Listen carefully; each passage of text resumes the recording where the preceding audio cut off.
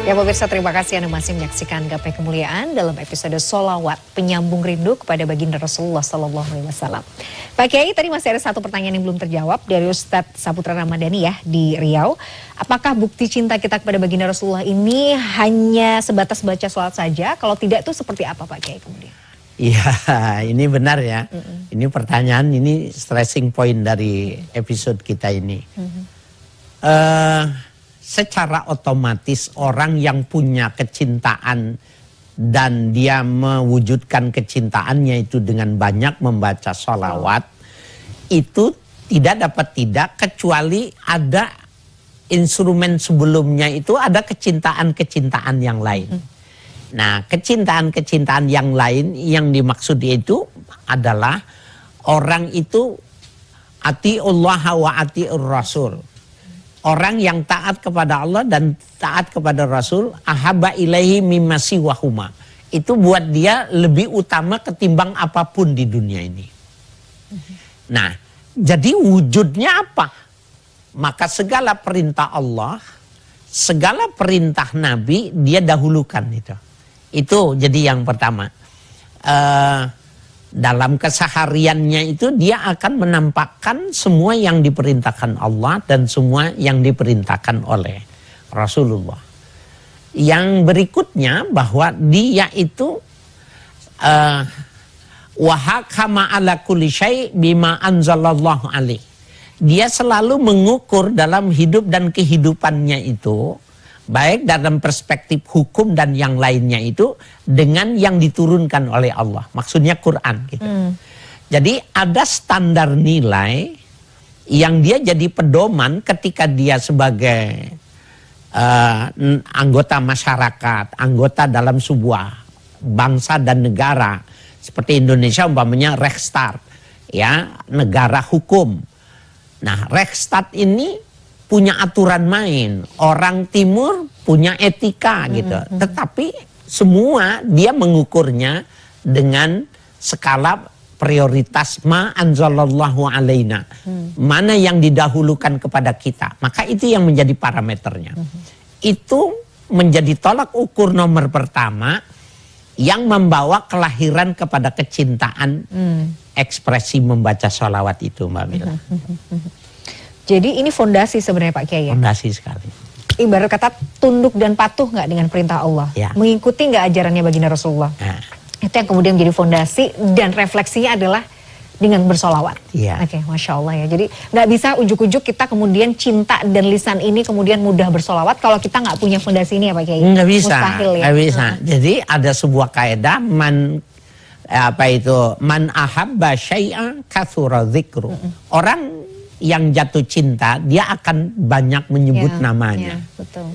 Dulu Mbak Mila begitu kan ya? Iya tentu Masya Allah. Ya kalau cinta kan, kalau kita punya rasa cinta gitu kan, yang selalu diingat adalah itu. Apa-apa selalu dihubungkan dengan yang kita cintai, sosok yang kita cintai kan Pak Kiai ya. Itu yang kemudian. Itu yang mestinya ini menjadi yang kita transfer kepada jamaah dan kita yang harus lebih dahulu mengamalkannya itu. Iya Pak Kiai, kadang saya pun sering mungkin berpikir seperti ini ya, aduh sholawat dan zikir ini mana yang mesti diutamakan ya. Kadang-kadang saya pribadi ini contoh Pak Kiai, lebih banyak zikirnya tapi sholawatnya jadi sedikit. Atau sebaliknya, kalau misalnya kan ada sunnah misalnya, kalau hari Jumat perbanyak sholawat gitu. Nanti perbanyak sholawat, zikirnya malah ketinggalan. Jadi sebaiknya mendudukan zikir dan sholawat itu seperti apa baiknya Pak Kiai? Ya, ini memang ada dua istilah yang perlu ya bagi yang belum memahami. Az-zikru ya, mengingat itu, artinya mengingat Allah. Atau mengingat sesuatu berakhir kepada Allah. Jadi umpamanya seorang wanita yang melihat kekaguman kepada seorang laki-laki yang ganteng, kemudian kekagumannya dia dan dia memuji Tuhan, dia sedang berzikir dengan matanya. Begitu juga orang yang berzikir dengan telinganya, ketika dia mendengar suara itu begitu indah, menyejukkan perasaan, dan dia mencari Tuhan yang menciptakan itu, maka dia berzikir, artinya dia mengingat Tuhan dengan apa yang dia dengar. apa yang dia lihat, apa yang dia ucapkan, dan apa yang dia lakukan. Itu namanya zikir. Sehingga membaca Al-Quran, zikir. Tasbih, tahmid, tahlil, tasbih, itu namanya zikir. Baca sholawat bagian dari zikril, ya, zikir kepada Allah. Kenapa bagian dari zikir kepada Allah? Semua bentuk sholawat itu pasti harus menyebut nama Allah dulu. Allahumma sholli. Pertama dia nyebut nama Allah dulu. Ya Allah, berikan salawat kepada Muhammad. Allahumma sholli ala Muhammad. Itu dia tetap bermakna zikir karena dia mendahulukan Tuhan dan dia minta kepada Tuhan untuk diberikan salawat kepada nabinya. Sehingga orang yang membaca salawat berarti dia sudah berzikir. Tapi zikir-zikir yang disebutkan itu tidak serta-merta disebut membaca salawat. Nah, yang bagus yang mana yang mesti dibanyakan? Semuanya disamakan. Semampu kita berarti. Ya, semampu kita. Jadi kita seperti halnya Nabi mengajarkan kalau setelah sholat itu membaca hamdalah 33. Ya, subhanallah 33, Allahu Akbar 33. Jangan ditambah, jangan dikurangi. Tetapi kita menambah zikir itu dengan membaca sholawat. Ada orang bacanya 100, ada yang bacanya 1000. Ada yang mewajibkan dirinya, kecintaannya itu sampai 10.000 sekali. Ada yang sampai sekian puluh ribu. Nah, itu semua nggak lepas dari makna zikir karena dia sebut pada awalnya dia menyebut nama Tuhan. Jadi Nabi Muhammad itu adalah sasaran antara setelah dia menyebut nama Tuhannya. Insya Allah. Jadi pada intinya adalah ya kita lakukan saja semampu kita ya Pak Kiai. Ya, betul. Harus gimana ya? Harus seimbang juga ya sebenarnya ya. Jadi perbanyak zikir yang kita biasa lakukan. Jangan lupa juga zikir dalam bentuk sholawat juga memang harus juga diperbanyak Pak Kiai.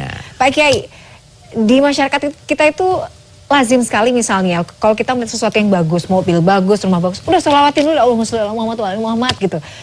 Seakan-akan kita tuh kayak mancing rezeki. Mudah-mudahan nanti Allah dengan perantara dengan wasilah sholawat ini Allah akan berikan rezeki yang seperti yang kita mau gitu. Apakah pandangan ini sepenuhnya benar Pak Kiai?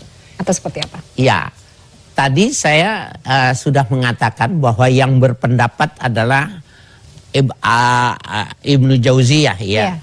Ibnul Qayyim Al-Jauziyah. Beliau mengatakan sekurang-kurangnya ada 20 keutamaan orang yang membaca salawat.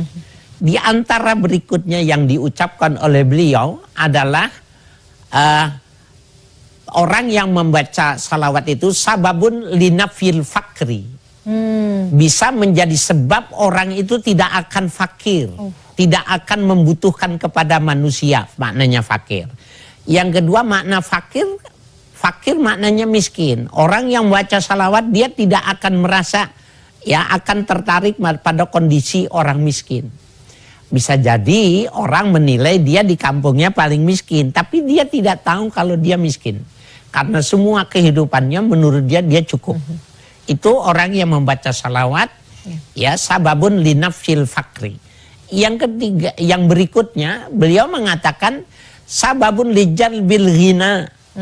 Baca salawat itu bisa menarik kepada ya kekayaan, kecukupan. Jadi orang yang membaca salawat itu sudah tidak membutuhkan lagi karena dia menganggap pemberiannya sudah banyak, sudah besar. Sehingga orang yang banyak membaca salawat, dia malu meminta. Ya, di kalangan ulama, orang itu baca salawat terus dan dia sudah terpenuhi hidupnya sehingga dia tidak berdoa lagi minta dibanyakan rezeki. Yang dia minta itu kekuatan iman, kemampuan ketaatan, mampu menghadapi masalah. Tapi warzuqna rizqan halalan thayyiban, dia tidak membacanya karena dia sudah merasa malu. Sudah terlalu banyak yang diberikan. Sebabnya apa? Baca salawat.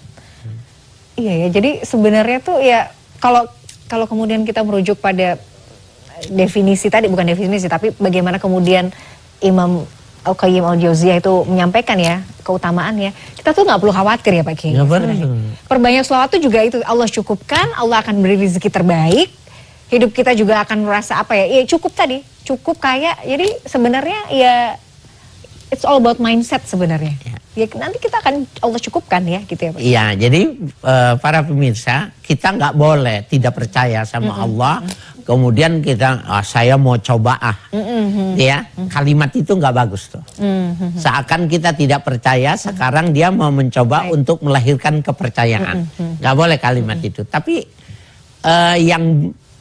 yang pasti saya ingin menyatakan kepada para pemirsa, tanamkan kecintaan kepada Nabi, sehingga ketika kita membaca salawatnya itu memang dasarnya kecintaan, bukan pengen jauh dari miskin, bukan pengen jadi orang kaya gitu. Betul. Tidak dia mengkonsentrasikan ke sempat itu, maka sesungguhnya nanti dia akan tahu pada masanya bahwa dia sudah dipindahkan dari tempat yang semula. Masya Allah, luar biasa. Menarik sekali pembahasan kita. Pak Kiai, masih ada satu segmen, kita jeda terlebih dahulu. Pemirsa jangan kemana-mana, Gapai Kemuliaan masih akan kembali setelah yang satu ini.